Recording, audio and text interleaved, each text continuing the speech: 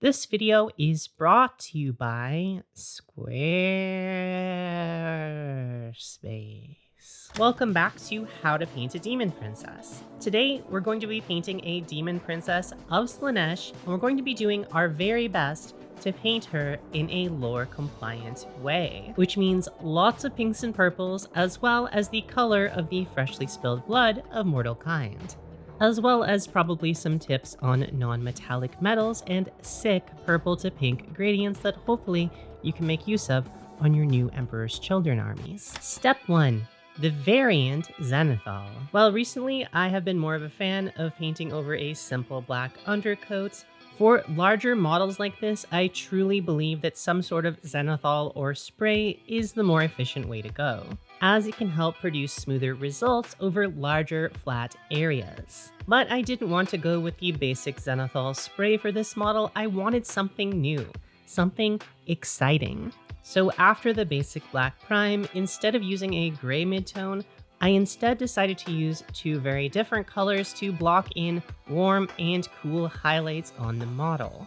I started by spraying some bold pyrrole red from the bottom right-hand side of the model to give our princess some warm underlighting, and then repeated this step on the back of the model as well, once again spraying from below and to the right side.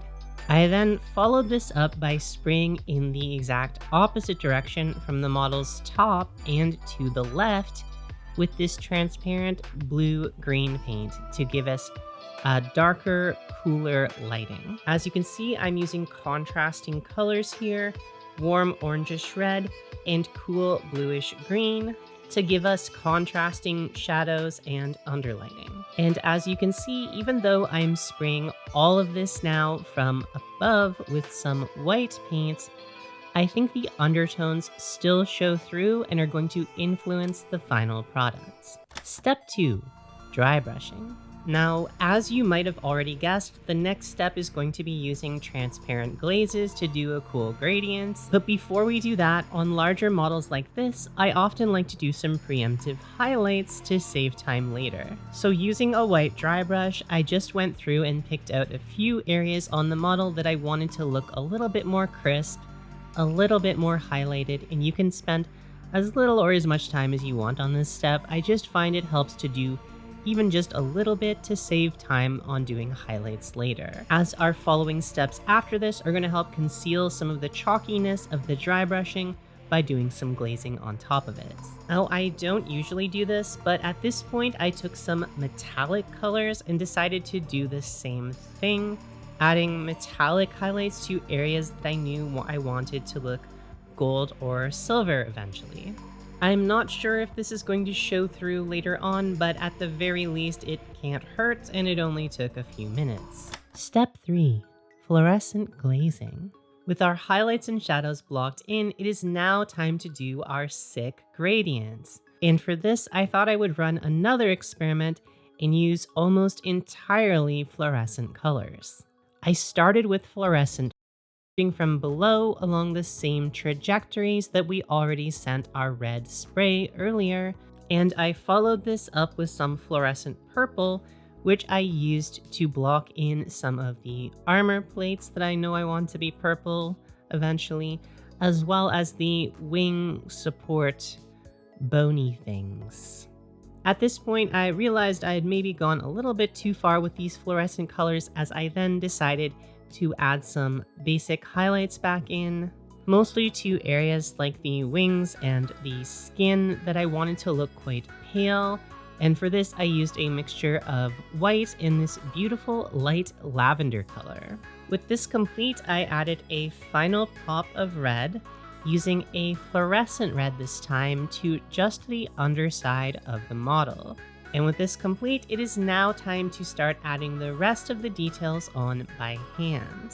Step 4.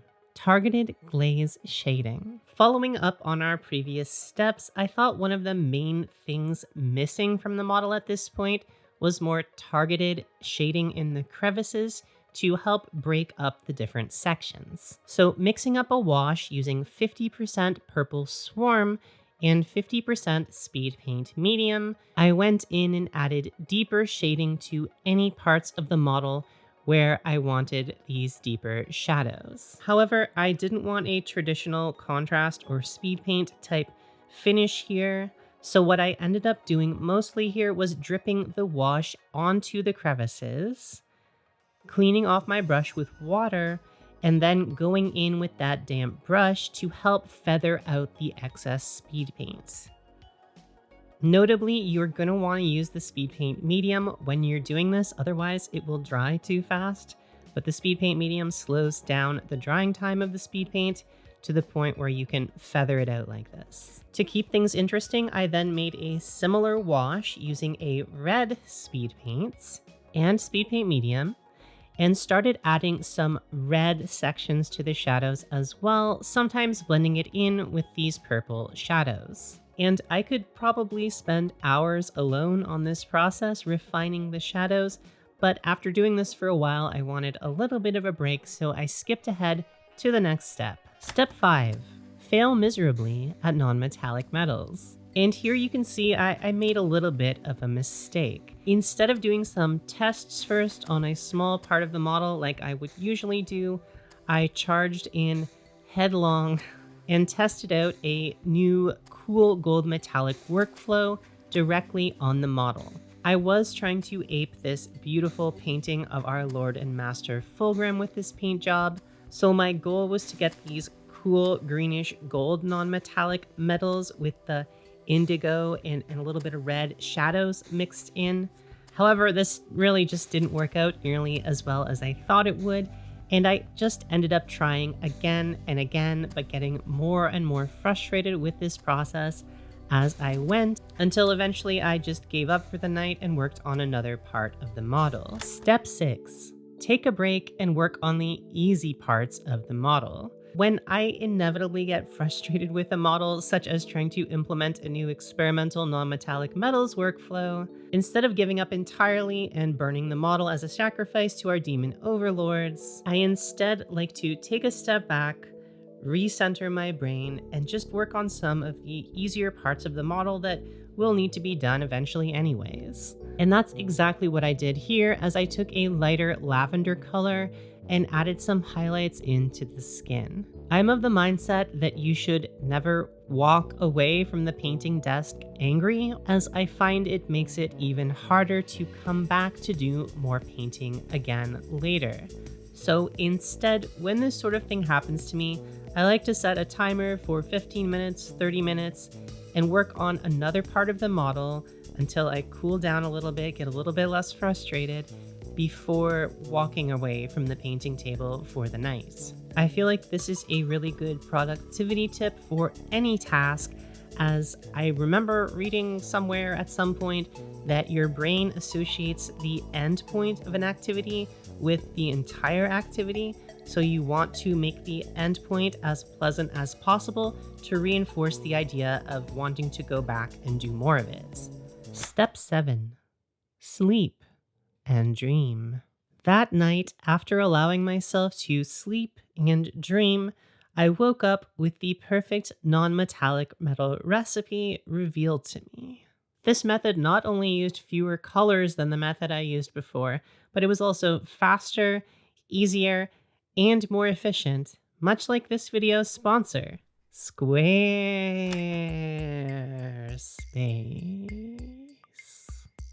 Squarespace is the all-in-one website and hosting platform for all of your website needs. And it's extremely easy to use. Just pick from one of their fabulously designed pre-made templates, or use their brand new design intelligence system to build a completely personalized custom template from scratch. I've been using my current Squarespace website to host a gallery of my painted miniatures, all of my painting reference documents, as well as an online store, which has been extremely easy to use, keep updated, and allows for a number of flexible payment options. So if you need a website, why not check out squarespace.com today for a free trial? And when you're ready to launch, go to squarespace.com/DanaHowl for 10% off your very first purchase of a website or domain. And now back to our video. Step 8, revised and simplified non-metallic metals. So my new workflow for these green gold non-metallic metals is extremely simple. It goes like this. First, base coat the area that you want to have this non-metallic metal look in some sort of off-white or ochre yellow color. Once this is dry, give it a coat of our 50-50 mixture of purple swarm speed paint and speed paint medium. This is going to provide the deepest layer of shadows for our metallics. But also, thanks to the speed paint medium, the paint drying is slowed down quite a lot, making it very easy to smoothly blend into our next color, which is this sort of camo green or ochre yellow color. It's right between those two colors, and we're going to blend this into our purple wash, again working with the slow drying nature of this purple wash to get a sort of wet blending technique going on here. If you mess up at this stage or you find the paint just dries too quickly and doesn't allow you to wet blend, it's really easy to redo things, and you can always add in some glaze medium, drying retarder, or speed paint medium to the camo green or any purple wash if you're finding that the paints you're working with are drying too fast. Next, add some pale sand into the camo green for our first layer of highlights. And then once that's done, edge highlight with a pure pale sand or ivory color for the final highlight. As to where you should be putting these specific highlights to make it look non-metallic metal, on the more textured metal areas, honestly, this is just a more exaggerated form of highlighting like you regularly would, where the highlights are brighter than they would usually be and the shadows are a bit darker. But if you aren't quite sure, the general rule that I like to follow is the brightest highlights are the ones that are most parallel with the sky, and the darkest highlights are not the ones that are most parallel with the ground, but instead the ones that are most vertical or perpendicular to the ground. This can get a little bit trickier with curved areas, and my best advice for this is just to use as much reference photos as you can of real shiny gold or metallic surfaces, or just experiment with highlights and shadows until it looks right to your eye. This is really one of those things that takes a little bit of experience to get an eye for it. Finally, we can then glaze some red towards the bottom right of the non-metallic metals. This helps go along with this speculative lighting in our color scheme, but I also feel that this helps to make the metallics look more gold for some reason. Maybe it's just because it adds that warm element to the metallics. And if you want the gold to look even more yellow and less greenish, you can of course glaze on small amounts of ochre yellow into spots as well. And that's pretty much the entire process. And as it is extremely tedious to do this many non-metallic metals on such a large model, I found that I often just took breaks to work on other parts of the model rather than trying to do all the non-metallic metals at once. And the main thing I found myself taking breaks to work on were the large areas of skin.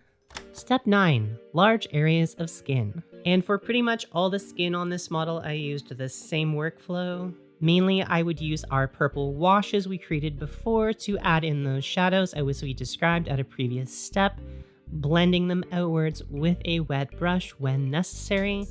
And then for the highlights, I used a few colors, really whatever matched the base tone of the gradient.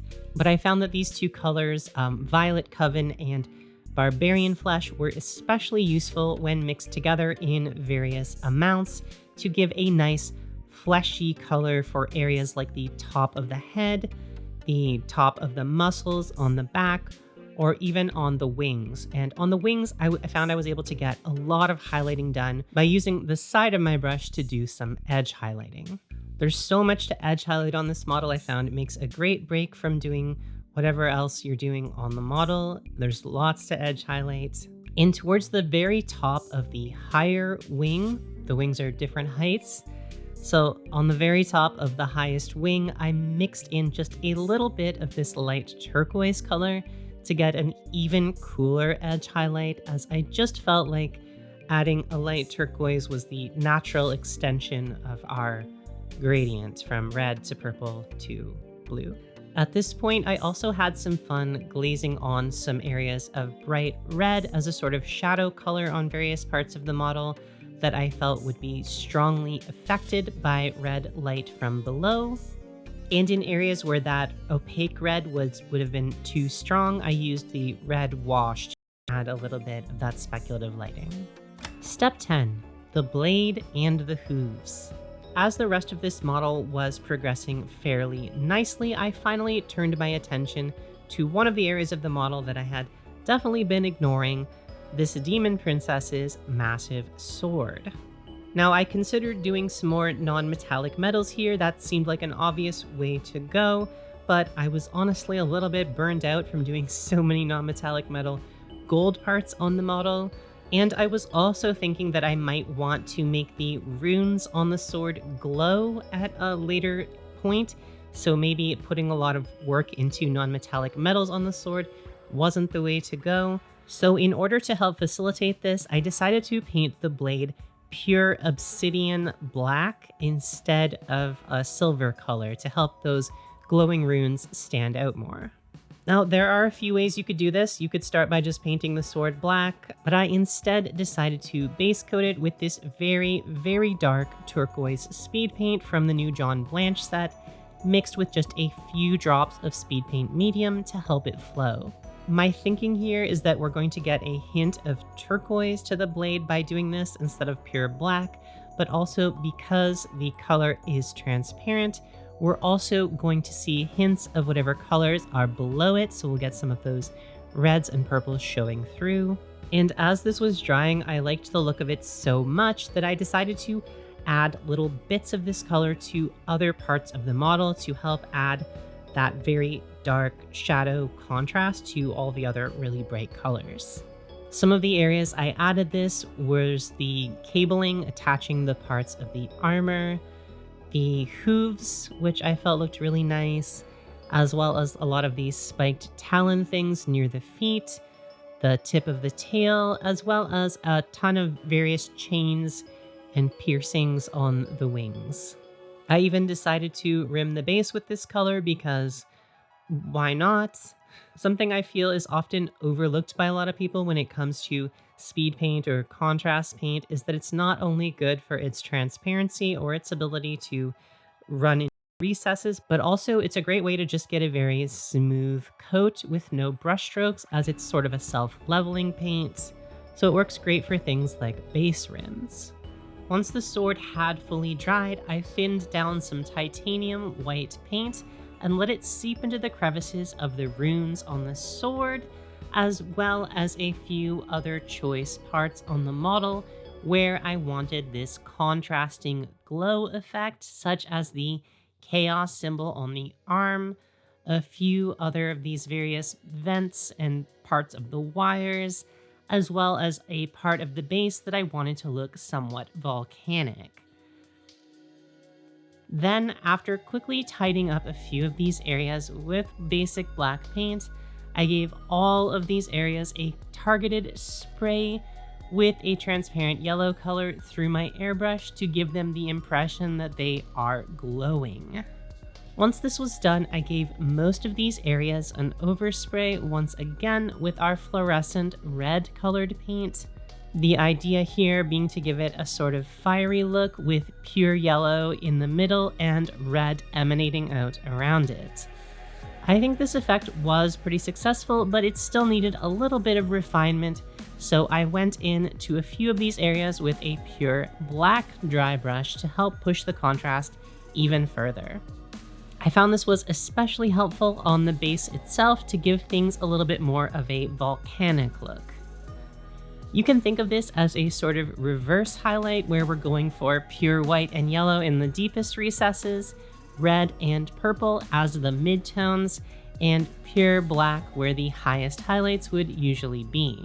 I went over this black dry brush in a few places with a red dry brush to help blend things together a little bit better, but made sure to leave a few blackened edges in place to give things a little bit of a crispy, barbecued look.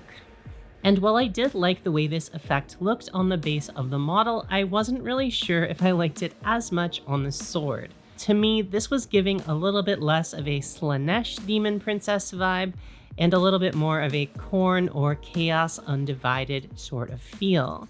So I tried a few things to help bring that Slaanesh vibe back in, starting with some purple blending and edge highlighting around the sword arm and the sword itself. I also added this even lighter lavender color to help push those highlights even further, but eventually I realized this technique wasn't really working. I needed to push things further into the realm of Slaanesh by maybe adding some kind of accent color to help this model feel more Emperor's Children aligned. And after a little bit of brainstorming, I came up with this: Pastel Seafoam. For those of you not aware, there are a few paints in the Speed Paint 2.0 line that I helped design that have more of a white base tone to them. You can tell which ones they are because they're either called Howling something or Pastel something. Pastel Seafoam is one of these, and as you can see, when you drip it into the recesses of things, it can give a pretty unique look. And when you soak the entire blade with it, it can give sort of a verdigris look. I applied this to both the blade as well as to a few other places on the model to give a contrasting cyan tone like we see on some of the Emperor's Children, and I think it really helps the whole model feel more Slaanesh aligned to have this milky cyan contrasting tone. To finish up the blade, I added a purple mid-tone, a light lavender edge highlight, as well as a small amount of our purple swarm wash, followed up by just a tiny amount of our turquoise black wash to give the blade a slightly non-metallic metal purple look. Nice. As a final experiment, I thought it might be interesting to coat just a few areas of the model in a gloss varnish to help them look either wet and fleshy or just very shiny. And after testing it out on the flesh gun arm, I discovered that adding pure gloss varnish was maybe a little bit too much. It looks more toy-like than wet or shiny.